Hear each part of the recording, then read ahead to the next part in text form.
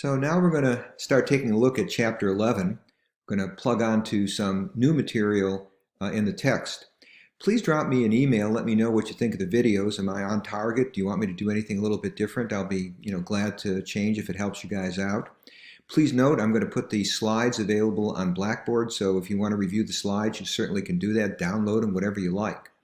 If you think it would be beneficial to have a question and answer session during our normal class time, I can try and set up something what they call synchronous, where everybody could everybody could sign in. We can use Google Hangouts or something, whatever you like. And let's say if you want next Tuesday at 10, we could do that. But let me know if that's something that you want to do. Okay. So normally, when we started out in the course, we looked at the supply and demand for labor. No great shakes. You guys have all seen this before. Demand, supply, there's an external labor market. And what I mean by that is that anybody can apply for the job. So if we're looking at a store and there are workers that are saying, hey, we want to work there, the firm has a demand for labor based on their marginal revenue product. It looks like this firm would hire 5 workers at roughly a wage of $5. But in the last video, what I wound up talking about was the idea of internal labor markets. This is really important because now I'm starting to teach you about some of the real things that go on that other side of the window. Internal labor markets. The idea here is we have a group of jobs that are filled through internal promotion rather than hiring from the external market. So if, as we saw in our previous lecture, we have a job ladder, we can say, look, people can move up the ladder. But now, if that's the case, supply and demand as we've normally seen them, as we've seen them all through the course before it, they're not really relevant. If you have somebody that's in the mid-level position, if those jobs are not open to anybody outside of the firm, how do you set the wages? How do you figure out where to set the wages? Now, what I've done here is this is just kind of my own thoughts on this. Here are 6 things that, at least in my view, will determine what the level of wages are within an internal labor market. In other words, if you have a system of jobs that are only open to a certain number of people. By the way, I have a pretty strong union. They allow me to have coffee during my classes. Okay, so that being said, how do you determine wages within an internal labor market? One of the methods that we can look at is something that's called inertia. By this I mean whatever the wage relationships were in the past, they continue. So for example, perhaps Rock and the trustees say all Ohio Wesleyan faculty get a 2% raise. It doesn't mean that they've looked at marginal revenue product, doesn't mean they've looked at anything else. Whatever the wage rates were before, everybody gets a 2% raise. Or maybe General Motors signs a contract with the United Auto Workers and they say all employees get a $2 an hour raise.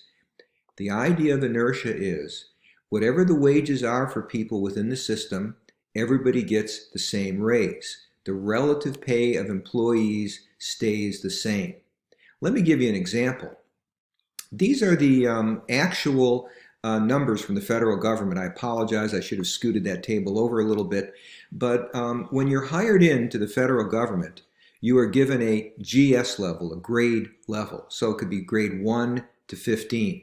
Now this doesn't apply to people like cabinet officers or senators or things like that. But what you can see here is you're hired in at a certain level. Give you an example, way back when my daughter was hired by the federal government. She works for the General Services Administration, a classics major who winds up supervising people in IT that do coding. But anyway, today a GS 7, grade 7, in Washington, D.C., the Washington, Baltimore, Arlington, Virginia area, would wind up getting a salary of $48,670. That's when they're hired. Now, 2 important things to notice. 1, everybody got all of these steps, all these grades, I'll explain the steps in just a minute, got a 2.6% raise. So wherever you were before, you got a 2.6% raise. However, with each year of service for the first 4 years, you move up a step. So if you're hired in as a 7 at your 1-year work anniversary, your salary would go up from $48,670 to $50,292.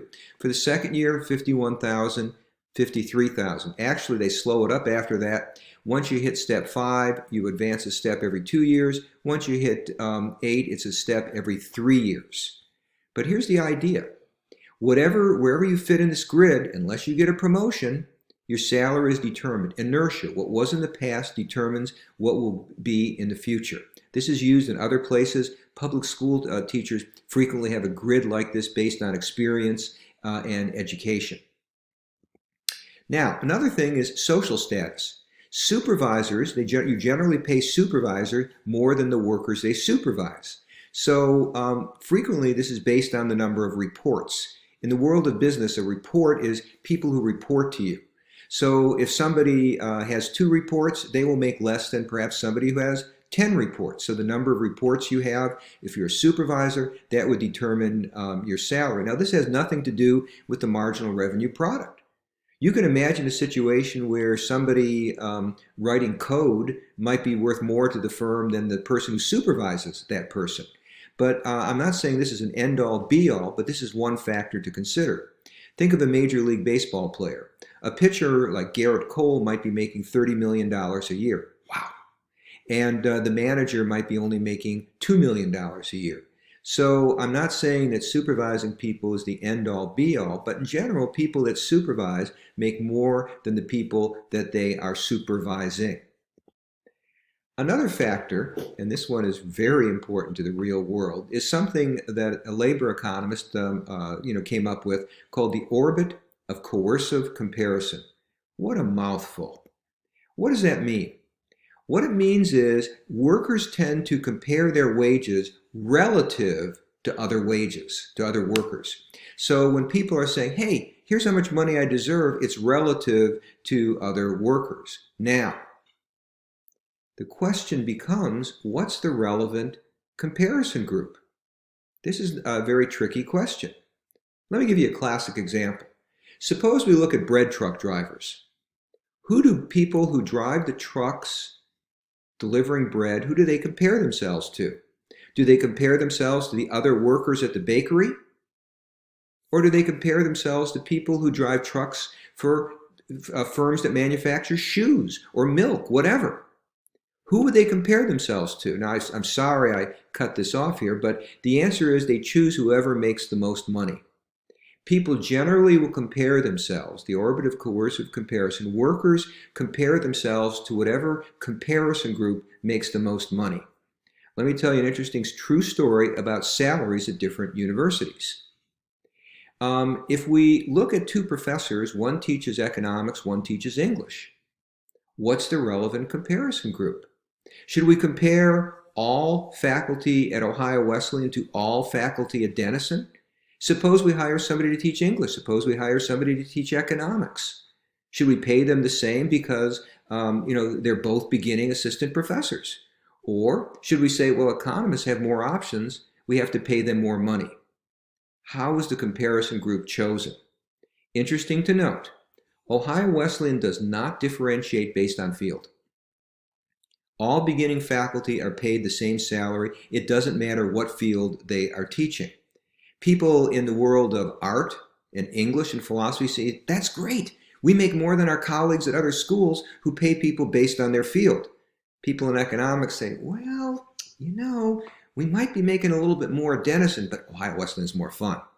The field, in other words, what you're teaching, Denison, in fact, does pay economists more than to people that, that teach English. The key here is you can do it both ways, but the worker is going to use as a comparison group whichever makes them the most money. You probably learned about this in macroeconomics, but John Maynard Keynes came up with a very insightful idea. The idea that wages are sticky in a downward direction. What this means is not that they never fall, but they only fall with difficulty. So what this means is there's something psychological about a wage rate. Once people have achieved a certain wage rate, they don't want to see a cut.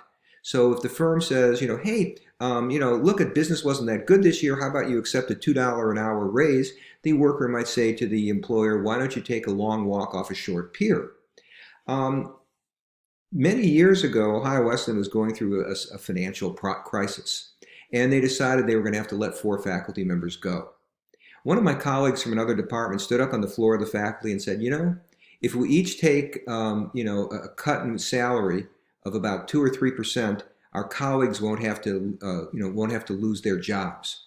The faculty voted, and by a vast majority, they voted to keep their wages the same and not take wage cuts. Once people get a salary, it is very difficult to convince them to take a salary cut. It only happens with difficulty. Chrysler has been having a lot of problems over the last 30, 40 years. During the late 70s, early 80s, they almost went bankrupt. The wage rate then was $14 an hour. The head of Chrysler, Lee Iacocca, told the workers, he says, hey, I have absolutely no jobs for you at $14 an hour. I have a lot of jobs at $12 an hour. So the workers took a $2 an hour wage cut. It's not that wages never fall, but they only fall with difficulty. So someday when you're a manager and you say to somebody, hey, times are tough, how about taking a $1 an hour cut? Ain't gonna happen. Okay, sometimes firms use job evaluation systems. What they do with those is they say, okay, for each aspect of a job, we're going to assign points. And this is totally arbitrary. Each point is worth $3,000. So, for example, they might say every year of school that's required to do this job will give you 1 point. The physical strength will measure that in a scale of 1 to 10. What do you need to do the job? And we'll give you points based on that. So if you're a teacher, let's say you're working for the city, they'll say that's 16 years of schooling, that's 16 points. Doesn't take much strength, I'll vouch for that. So it's 16 plus 1, 17 points times $3,000. This amount is arbitrarily set. We'll pay the teachers $51,000. People working on the road crew, well, 12 years of schooling, high school diploma, but it requires strength. 12 plus 8, that's 20 points, so we'll pay the road crew more than we pay the teachers. But what if each point was $2,000? What if education for each year we gave it 2 points and physical strength instead of 1 to 10, we made it 1 to 5? Now under this evaluation system, the teacher would get 32 points for schooling, 1 point for strength, that's 33 points or 66,000. Our road worker with 12 years of schooling, and maybe on a scale of 1 to 5, it's only 4 for strength, that's 28 points and 56,000. Now, if you were paying close attention, something you would have noticed. There are a lot of flaws with the system. The dollars per point, totally arbitrary. Where's this number coming from? It's whatever a firm wants to say. The same thing for the scale. Why should strength be rated 1 to 5 or 1 to 10? Why should the maximum number of points be 5 or 10? It's totally arbitrary. Sometimes a firm will say, well, in this job you need leadership, or you need skill, or you need you have to put up with bad working conditions, or maybe you have to have customer service. But the number of points, as well as where the worker ranks, where the job ranks within the points, totally arbitrary. So workers might not buy into this.